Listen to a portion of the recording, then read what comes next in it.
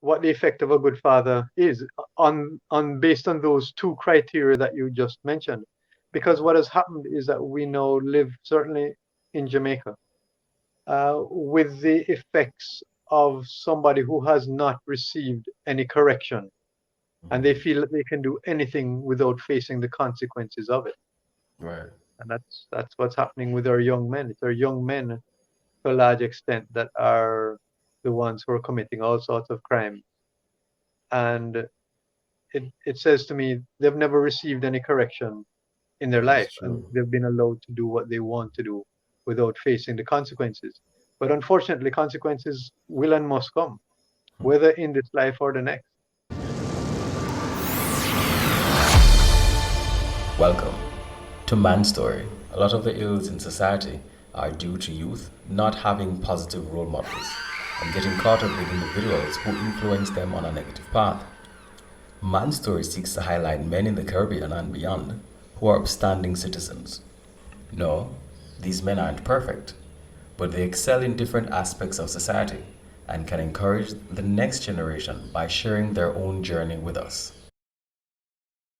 Lieutenant Colonel Geoffrey Roper is a former helicopter pilot in the Jamaica Defence Force, JDF. He commanded the JDF Air Wing with over 180 airmen and women. He's a husband, father of two boys, and a Munro College Old Boy. Geoffrey Roper has lived in both Jamaica and Trinidad and Tobago. He currently resides in Jamaica, where he's a contract helicopter instructor for the JDF Flying School.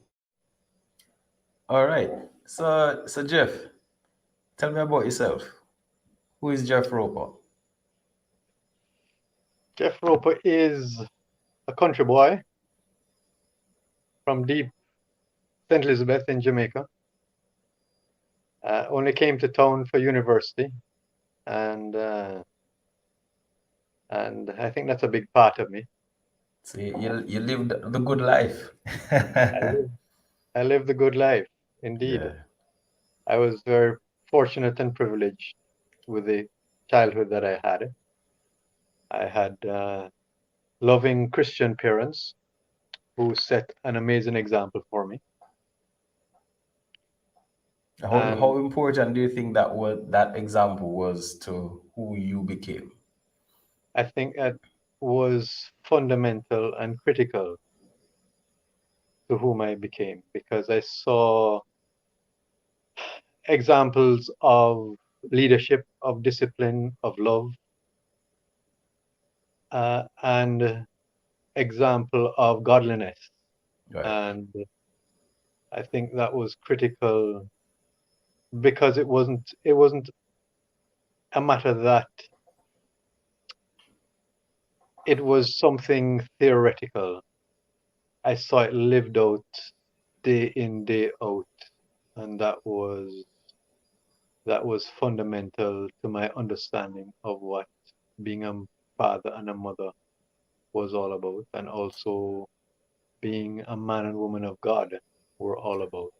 So it wasn't a matter of do as I say and not as I do. Exactly, exactly, and that is fundamental to what I believe in. Um, so, having grown up in the country, I then eventually became a soldier in the Jamaica Defence Force, and that basis of their parenting and their fairness and their very stark black and white way of living in respect of what was right and what was wrong was significant in how I behaved as a military officer, Right. how I treated my soldiers, and how I expected to operate on the road as a military soldier. And as I was, it was black and white. It was not, if something was wrong, it was wrong. There was no shade of gray about it. Good stuff. Good stuff. So what would you say drives you? Um, Initially, it was just to be the best representation of myself within the confines, not necessarily confines, within the boundaries of what God wants me to do. So, you know, God is a all-loving God, but He does set boundaries and parameters for us. It's not that we should be not boxes for us to be put ourselves in, but in relation to how we should live. He says, listen, this is good for you. This is not good for you. Uh, this is right. This is wrong. And so what drives me is that I should be that best representation of God, what would God would want me to be. I'm not always able to do that. I make mistakes. I continue to make mistakes. But the good thing is that God is able and has promised to forgive me so that I can move on and continue to be that best representation. So that the people I meet and those that I interact with can see that best representation. Okay. You mentioned mistakes, so let's talk about challenges that you've had. What are some of the challenges that stood out, and how did they, if at all, change your view or affect you? How did they affect you? Uh, you know, God has been gracious in how he has prepared me, I guess. And so some of the challenges I didn't see as major, in that I knew that if I followed his guidance or his direction, then I would be able to overcome those challenges, or at least deal with the consequences Right. of those challenges. So, for example, I mean, you live in a military world. There are going to be ethical issues that you need to deal with.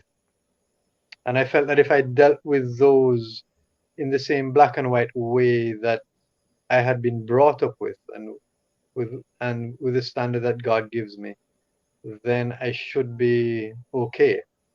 Well, I mean, I tried to stick with that. There are times when my superiors did not necessarily agree with me, and I felt the consequences thereof. Um, but in all of that, I have felt that I have gone the right way in that respect, and so therefore I don't have a guilty conscience about that, or I don't regret not having bent the way that they would have wanted me to bend. And I Any felt that, any any piece that you want to share, or that you can share? uh, it, I mean, there are many instances when ethical things come up, um, and decisions to be vocal about issues that you know are not going the right way. I can't share specifics, unfortunately. Uh, but it is important that you make sure that people know where you stand. Right. I was I was at the stage that I was, to a large extent, I was in a conference of the highest level of the Defence Force. And when it came around to question time, I could see people sort of shrinking away because it was Roper's time to pose an issue. And I just tried to stick with what was black and white, um, and try to make sure again that I was not allowing evil or wrong to be perpetuated by virtue of a position or a direction that a certain issue would go. Right. So that was, I think that was one of the major challenges that I faced. As I said, I was fortunate in the way that I grew up, that a lot of the challenges that a normal teen may face, or even a young man, I had a father and mother that could guide me, and I could always look at their example, and that was so important to me and how I grew up. Right. Right. Importance of having both figures there. Mother and father, Right. Yeah. extremely important. On that note, what is there any particular memory that stands out in terms of your relationship with your father?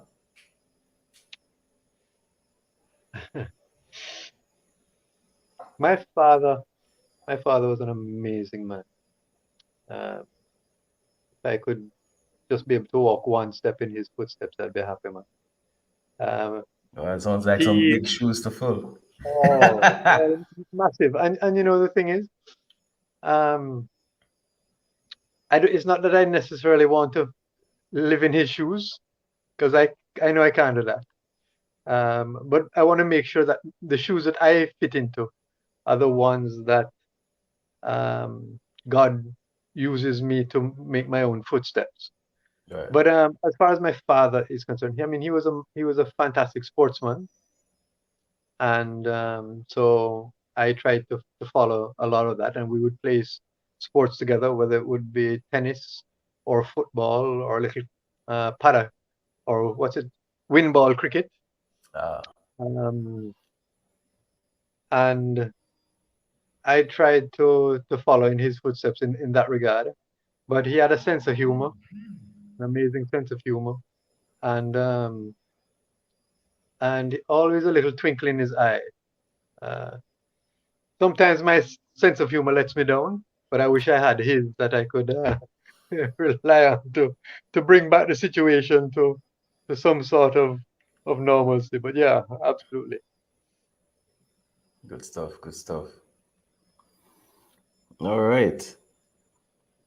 Um, I actually noticed a twinkle in your eye when you started talking about your father, and I found that really heartwarming because you don't necessarily, not everyone has had that type of a relationship with their father, or even necessarily some persons don't even know who their father is, and that in and of itself causes a lot of challenges. So seeing as how you're really blessed to have such a wonderful relationship with your father, um, how important do you think would you say it is for a young man to have that type of a relationship? And what are your views on how the society currently is with so many who do not have that relationship with their father? I think having a relationship with your father, having a father who is there all the time, is critical for any young man's upbringing. And then hopefully that father can bring some amount of guidance and protection for his son. Um, And that daughter. really and daughter, yeah. You find that daughters are automatically drawn to their father, and there's an immediate bond and protection right away for them. But sometimes we believe that the son must grow up hard and take knocks and so on. But the son needs love too, True. uh, and needs that to feel that he is protected in what he does. Now, it doesn't mean that the son must go out and do all sorts of foolishness and expect that he's going to get away with it and not face the consequences. Uh, I felt my father's wrath and my mother's wrath on a number of occasions, but I think I'm better off for it. Uh, and having a father allows that sort of uh, feeling of protection and confidence that as you grow up and you're protected by him, then you can branch out when the time is right. Yeah. And that was critical for me. And so for many of our young boys, certainly in Jamaica here, they don't have that parent that is that father who is there all the time, which is very unfortunate. But the good thing is that the cycle can be broken, and each young Yes. man must seek to break that cycle within his own life. That if he's going to have children, hopefully he will decide that he will settle down with one young lady, and they will both have family together. And providing that protection and that guidance and for your son especially is critical to how that youngster is going to grow up and break the cycle. I mean, certainly our mothers in Jamaica do amazing jobs in raising their sons. And, there's always a little piece that is going to be missed because God has the, the, the plan that God has is that we're going to be raised as youngsters by both mom and dad. And when we miss out on part of that, then part of our life is missed out. But as I say, there's opportunity to break the cycle. And in addition to that, in an amazing way, once you're one of God's children, then He finds a way to fit in as that father. And when you look to Him for guidance, He's always there. He's there to protect you. He's there to guide you. And that is critical in a young man's life as well. Nice, nice.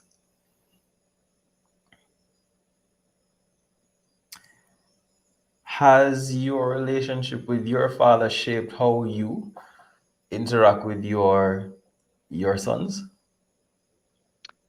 I believe so. I I think I learned. I mean, most of my father would have been learned from him in terms of like like my father, as even though he did have a sense of humor, he was very disciplined and expected me to be disciplined also. And so I expected that of my sons as well. The the interesting thing is that even though he had expected to me to be disciplined and discipline me from time to time, there were times when he would just look at me and that was enough. And I think I developed that same sort of sense of ability as well Yeah, with man, my son. when your father is there, he doesn't need to speak, you know. No, he doesn't. Presence alone. Yeah, that's it. Aye. That's it. Presence alone. Yeah. Start shape up. But You just need to hear him clear him throat. yeah, that's it. That's exactly so. Aye. For real. Or just call the name once, and that's it. Yes, daddy. Yeah, Mhm. yeah, exactly. Any anytime you hear Jeffrey Anthony, you know, when the middle name is included in that, you Mhm. have to be very careful. But he was wonderful, and I think I hope that certainly with my sons, I've been able to develop that same sort of rapport with them. That if there is an issue, they can share it with me, or at least we can talk about different things. Um, and uh, and hopefully I've provided the protection for them as well, so that they can branch out when they need to branch out, provide a stable home for them to be in. Alright. You know, we spoke about the challenges that a lot of young men have because they don't necessarily have father figures. And you know, we spoke about how blessed you were to be that type of person for your sons. Have you seen the effects of men not having fathers in, say, at the JDF? And how did that play out? What did that look like? Yes, you do see that, and what it generally or how it manifests itself is just a certain amount of indiscipline. Uh, but what I found was that if I treated them, certainly the ones under my command, if I treated them fairly, if I got to know them,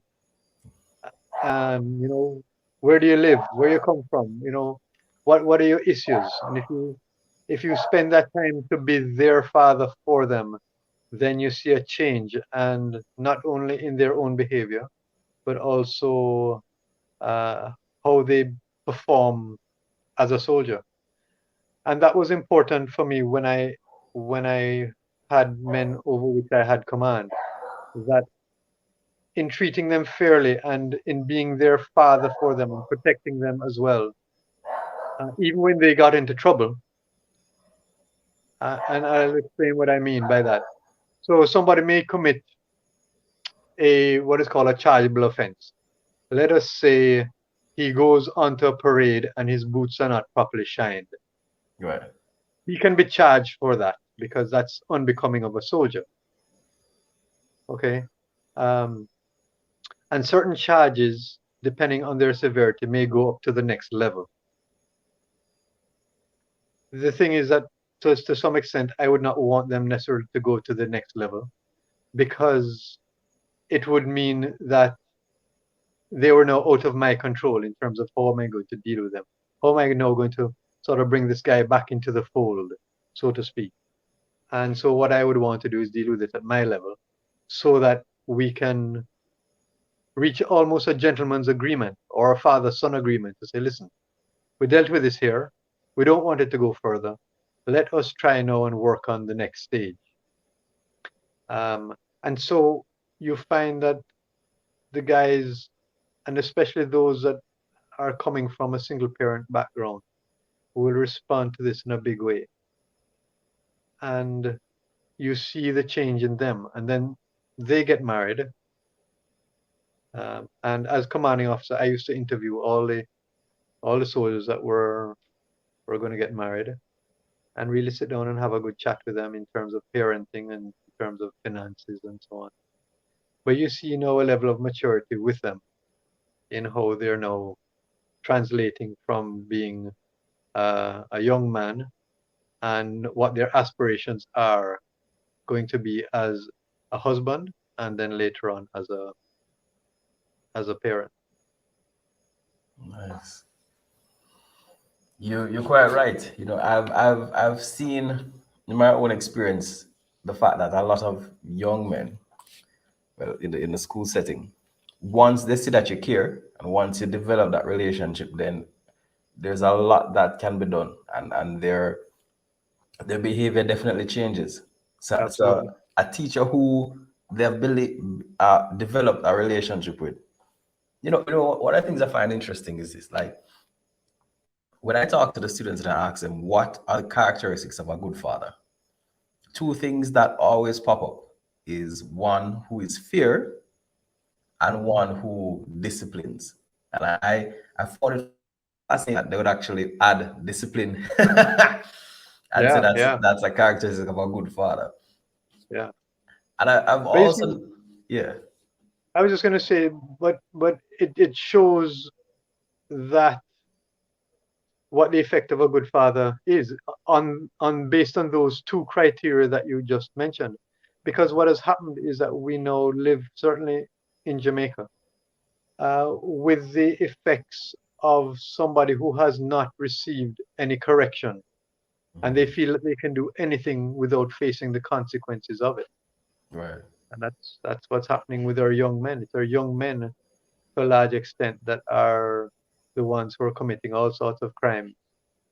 And it says to me they've never received any correction in their That's life and true. they've been allowed to do what they want to do without facing the consequences. But unfortunately, consequences will and must come, whether in this life or the next. And For real. and if we can find a way to break that cycle, uh, then I think we can go a far way in saving our young men. So how would you propose that we do that? Or what does breaking the cycle look like? Put you on the spot because that's a heavy Well, question. Alvin, I don't know if you know prayer and divine intervention is a big part of it. But I think that getting back into the communities, I'm sure you may have read The Cross and the Switchblade Yeah. with Well, I actually watched it. right with that pastor David Wilkerson in New York and the effect that the Word of God has in the most hardened set of people. And if that can be combined with really good mentorship and programs such as that in the various communities, even if you did one community at a time, then you can start making a difference because the wherewithal does not exist to do it in all places at all times, Right. whether here or in Trinidad or any country. But if you can start with one community and start there, and then almost with a mouse tongue kind of strategy, that seed that will spread through all the communities. So you start at one community, you get it going, and you continue to use that model and spread to different communities.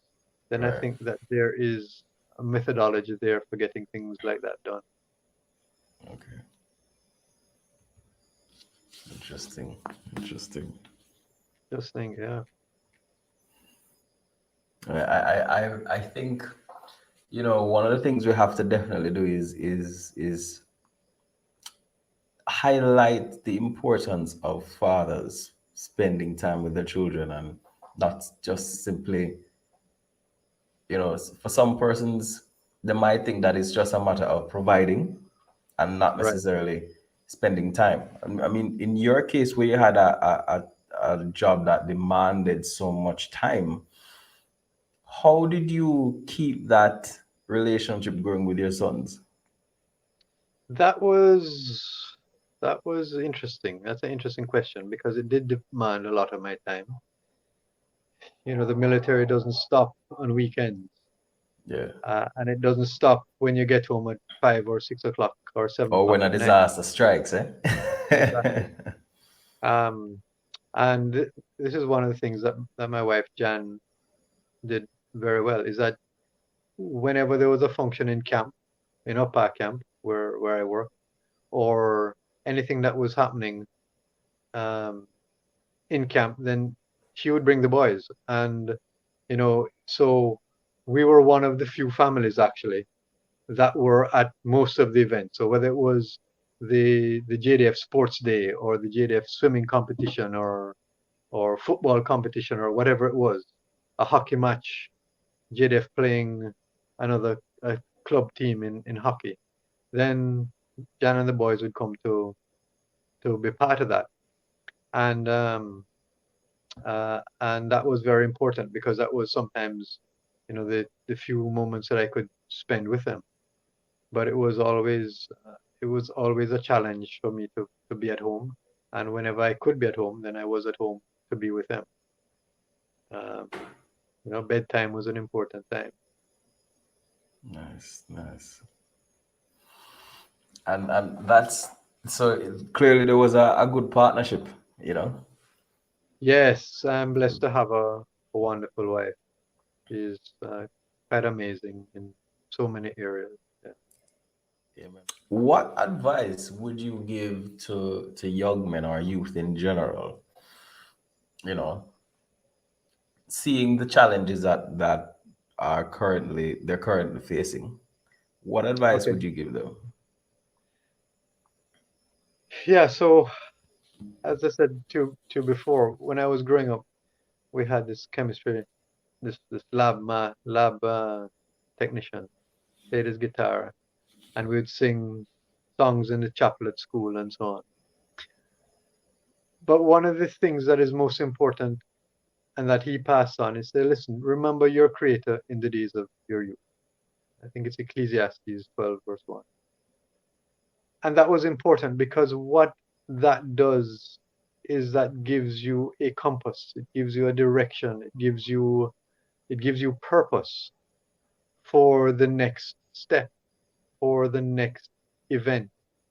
And if you hang on to your creator who made you and knows you and has good plans for you to prosper, not to fail.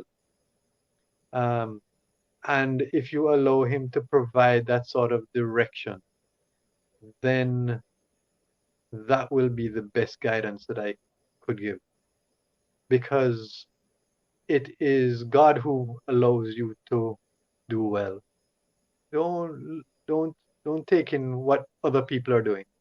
You keep your mind and you keep focused on the plow and you look ahead and you work. And if you are focused in that way, then you find that God will do things for you. God will put you in the right direction. He will make help you make the right decision, and that will keep your focus.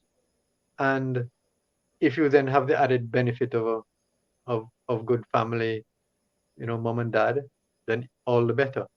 But if then you are alone in this as a youngster, then you use this as your guide. And when you become a parent, then you also point them in the way that they should go, so that when they become old, they will not depart from it. And that is, for me, the best advice that I can give to any young. Nice, nice.